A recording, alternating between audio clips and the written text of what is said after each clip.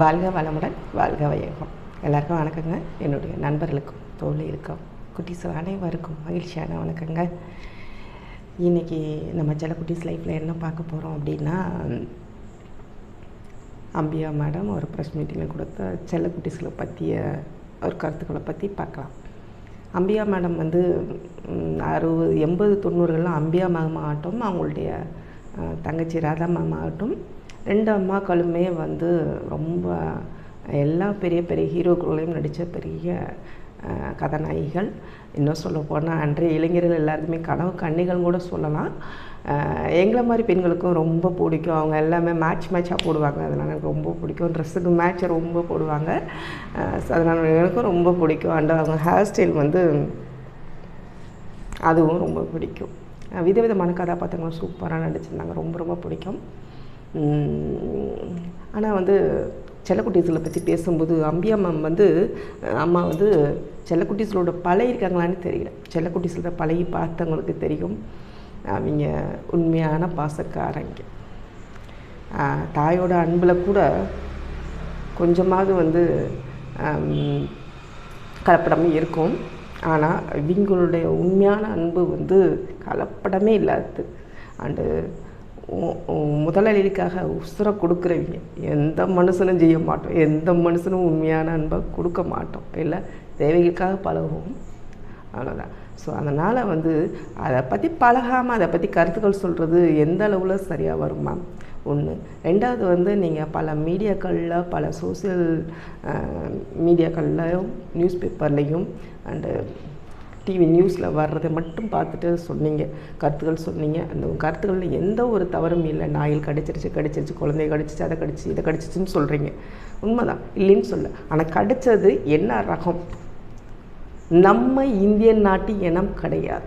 கடித்தது ஃபுல்லாக வெளிநாட்டு இனம்.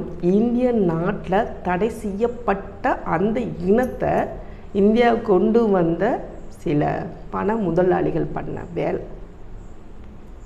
எந்த ஒரு பெரிய அதிகாரிகளுக்கும் தெரியாமல் அது இந்தியாவுக்குள்ள நுழையவும் முடியாது. ஏன்னா வெளிநாட்டிலேருந்து வர்றது, அவங்கள்ட்ட அனுமதி இல்லாமல் இந்தியாவுக்குள்ள நுழையவும் முடியாது. அவங்க அனுமதி இல்லாமல் இவங்க வந்து அப்படியே கொண்டு போகவும் வாக்கிங் கூட்டு போகவும் முடியாது. ஆனால் வெறும் நாய் கடிக்குதுன்னு சொல்கிறீங்களே, ஃபாரின் நாயை உலகில் கொண்டு வந்ததுனால தான் ஃபாரின் நாய் மூலம் தான் கடிச்சிச்சு அப்படின்னு ஒத்த வார்த்தை உண்மையை பேச மாட்டேன்றீங்களே மேடம். எல்லாருமே அந்த வந்து நாய்களுக்கு எதிராக பேசுகிறவங்க ஃபுல்லாக பார்த்திங்கன்னா கடித்தது எல்லாமே வந்து ஃபாரின் இனம் தான். நம்ம நாட்டு இனம் வந்து அப்பாவிகள்.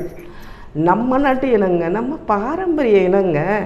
நம்ம அம்மாவுக்கு நம்ம சப்போர்ட் பண்ணாமல் ஊரா அம்மாங்களுக்கு போய் சப்போர்ட் பண்ணுறது எந்த விதத்தில் நியாயம்? சரிங்களா?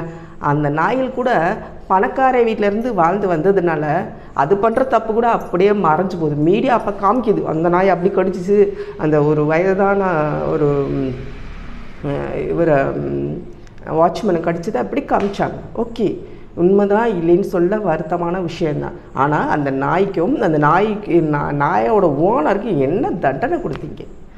பணக்காரனாக இருக்கிறதுனால அவரும் பணக்காரே வளர்த்த பணக்கார நாயினால் அதுவும் தப்பிச்சிருது. ஆனால் இருக்கவே இருக்காங்க அப்பாவி நம்ம நாட்டு இடத்து மேலே பழிய போட்டு ஈஸியாக அதை என்னென்ன பண்ணுமோ அத்தனையும் பண்ணிக்கிட்டு இருக்காங்க. தயவுசெய்து மேம் ஒரு ப்ராடக்டை பற்றி பேசுகிறதுனாலே அதை பற்றி அத்தனை தடவை யூஸ் பண்ணிட்டு அதுக்கப்புறம் இந்த ப்ராடக்ட் பற்றியே பேசுகிறாங்க. ஒரு நண்பரை பற்றி பேசணும் அப்படின்னா, மனுஷங்க பற்றி பேசணும் அப்படின்னா அவங்க கூட பேசி பழகி பார்த்தா தான் அவனோட குணநலங்களை வச்சு அவன் நல்லவனா கெட்டவனா அவனோட குணநலங்கள் எல்லாமே சொல்ல முடியும். நீங்கள் நாயோடு பழகாமலே நீங்கள் எப்படி அதை பற்றி வந்து கருத்துக்கள் சொல்ல முடியும் மேம்?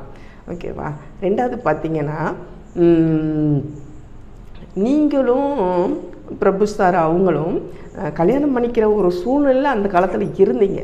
ஆனால் அவங்க அப்பாவே வந்து வாழ்க்கைன்னு ஒரு படத்தை எடுத்து உங்களுக்கு வாழ்க்கைன்ற ஒரு பாடத்தை கற்றுக் கொடுத்தவர். இல்லை, அவங்க வாழ்க்கை அப்படியே டோட்டலாக மாறி போச்சே மேம். எத்தனை பேர் அதுக்காக குரல் கொடுத்தீங்கல்ல? எத்தனையோ பெண்கள் வந்து இப்போவும் பாலியல் பலாத்காரத்துக்கு உள்ளாகப்படுறாங்க. அந்த காலத்திலே வந்து அட்ஜஸ்ட்மெண்ட்டுன்றது சர்வசாதாரணம். முதல்ல அதிகமாக இருந்தது இந்த கலைத்துறையில் தான். ஸோ அப்போல்லாம் நீங்கள் வந்து ஒரு குரல் வந்து தைரியமாக எழுப்பியிருந்தீங்க அப்படின்னா இன்றைக்கி இப்போ உள்ள எல்லா பெண்களுமே பாலியல் பலாத்காரத்துக்கு ஆளாக மாட்டாங்க. ரோட்லேயும் சரி, வீட்லேயும் சரி, பகலில் போக முடியலை, வயசான பெண்கள் முதற்கொண்டு. அதை பற்றி எத்தனை இதை சொல்லியிருப்பீங்க மேம், சொல்லுங்கள் பார்க்கலாம். அதை பற்றி கருத்துக்களை போடுங்க. முதல்ல ஆராதனைனா மனிதன் பெருசு, மனிதன் பெருசு, நாயை பற்றி இவ்வளோதான் பேசுகிறாங்க, மனிதன் பெருசு இல்லையா, மனித உயிர் பெருசு இல்லையான்னு கேட்குறீங்க.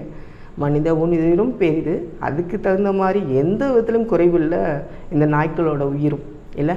கடவுள் படைச்சி வச்சுருக்காரு, 1 to 6 அறிவு உள்ள அத்தனை ஜீவன்களும் படைச்சி வச்சுருக்காரு. அவர் ஒரே மாதிரி தான் எல்லாத்தையும் படைச்சார், ஒரே மாதிரி தான் எல்லாத்தையும் படைச்சார். இங்கே ஒருத்தர் மேலே ஒருத்தர் கீழே அப்படிலாம் படைச்சி வைக்கல. நம்ம அறிவு வளர வளர, நாகரிகம் வளர வளர நம்ம தான் மாறிக்கிறோம். ஈவு இறக்கம் என்னென்ன இருக்கோ அத்தனையும் அழிச்சிட்டோம். உண்மையான அன்பை அழிச்சிட்டோம். தேடிக்கிட்டு இருக்கோம் வெளியில் அன்பை. வீட்டுக்குள்ளே ஒருத்தருக்கு ஒருத்தர் பேசி பழகிறதில்ல. அன்புகளை எல்லாம் வெளியே தேடிக்கிட்டு இருக்கோம். ஆனால் ஈஸியாக குறை சொல்லிடுறீங்க மேடம்.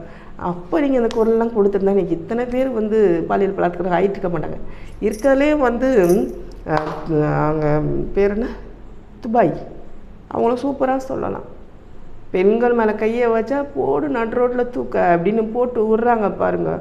அந்த பயம் ஈர்க்க விட்டு தான் அங்கே ஒரு பாலியல் பலாத்காரம் கூட நடக்கலை. நம்ம நாட்டில் அப்படி எத்தனை பாலியல் பலாத்காரம் நடக்கும்போது ஒரு பெண்ணாக இருந்து நீங்கள் சப்போர்ட் ஆதரவு கொடுத்தீங்க மேம். அப்படி ஆதரவு கொடுத்துருந்தீங்க அப்படின்னா ஓகே, பெரிய சொல்லிட்டு அடிக்கிறேன் மேம். இன்றைக்கி அட்ஜஸ்ட்மெண்ட்டுன்ற ஒரு லைஃப் இல்லாமல் பெண்கள் வந்து எல்லா துறையிலையும் இருக்க முடியலை. வெறும் திறமைகளை பார்க்கல, அட்ஜஸ்ட்மெண்ட் அப்படின்றது தான் முதல்ல வந்து நம்மக்கிட்ட பார்க்குறாங்க. பெண்களை வந்து ஒரு போதை பொருளாக தான் பார்க்குறாங்க. அவளே பெண்களுடைய திறமைகளை பார்க்கல. உடலும் உணர்ச்சியும் உள்ள ஒரு பொண்ணுன்னு அவங்க யாருமே பார்க்கல. இதெல்லாம் கேள்வி கேட்க வேண்டிய இடத்துல நீங்கள் இருந்தீங்க. லெஜெண்டாக இருக்கீங்க, லெஜெண்டாக பேச வேண்டிய விஷயங்கள். மனிதர்களும் மனிதர்கள் எத்தனை கேவலமான இடம் நிறையா பேர் திரியிறாங்க.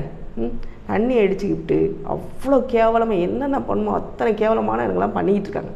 அந்த கற்பழிப்பு கூட நாய்க்குட்டிகள், பெண் நாய்க்குட்டிகள் கூட விட மாட்டேன்றாங்க. அதுட்டு கூட இப்போ பண்ணியிருக்கேன். அவன் எவ்வளோ கேவலமான மனுஷனாக இருக்கான்.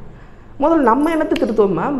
ஆறாத அறிவு வந்து மனிதர்கள் பெருசு பெருசுன்றீங்களே. மனிதன்றதுல இருக்கிறதே இவ்வளோ கேவலமானதாக நடக்குது. கொலை, திருட்டு, எல்லா சூழ்ச்சியும், எல்லா கேவலமான குணங்கள் எல்லாமே வந்து சில மனித இனங்கள்கிட்ட சர்வசாதாரணம் பரவி கிடக்கு. இன்னும் சொல்லப்போனால் அந்த கேவலமான இனங்கள் உள்ளவங்க தான் நல்லவங்கன்னும். இந்த மாதிரி ஈவு இறக்கத்தோடு நாங்கள் வாயில்லாத ஒரு ஜீவனுக்கு குரலாக எங்கள் குரலை கொடுக்கறது தவறுன்னு பேசுகிறீங்க. சூப்பரில் மேம். அப்போ நல்லவங்க இந்த உலகத்தில் வாழவே கூடாதா? இல்லை தெரியாமல் கேட்குறேன். நல்லா அந்த ஜீவன்களும் வாழக்கூடாது, அது குரல் கொடுக்குற நாங்களும் வாழக்கூடாது அப்படின்னா நல்லவங்களே இந்த உலகத்தில் இருக்கக்கூடாது, கெட்டவங்க மட்டும் தான் இந்த உலகத்தில் இருக்கணும்னு அர்த்தமா?